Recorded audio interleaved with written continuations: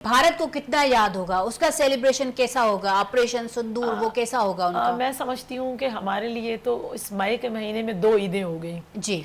एक ईद कुर्बान भी हो गई, हाँ जी। और एक वो ईद हो गई जिसमें हमने अपने दुश्मनों को कुर्बान कर दिया जी। इस तरह की ये हमारे लिए 2 ईदें बड़ी अहम है।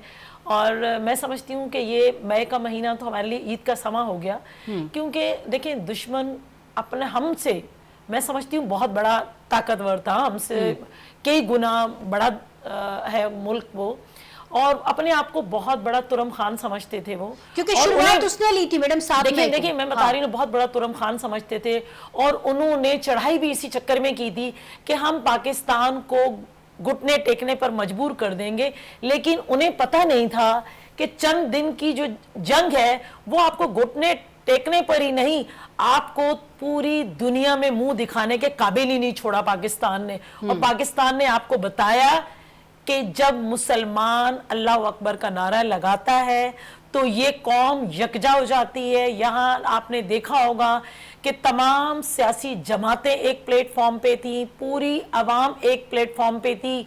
आप सोशल मीडिया देख लें, चाहे उसका जवान हो, बूढ़ा हो, बच्ची हो, जो भी हो, उसको वो सोशल मीडिया के जरिए रिस्पॉन्स कर रहा था।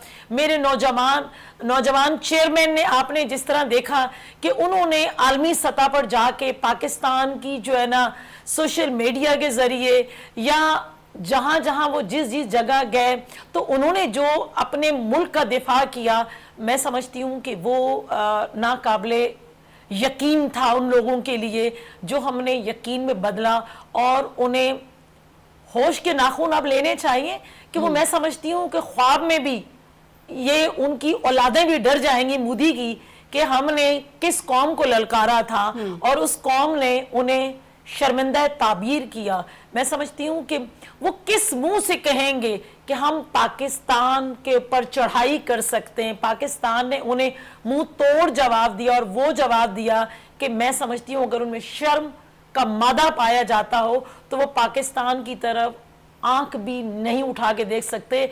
इस दफा तो हमने जहाज गिराए थे, अगली दफा हमने उनकी आंखें इंशाल्लाह थाली में रख के उनको पेश करें।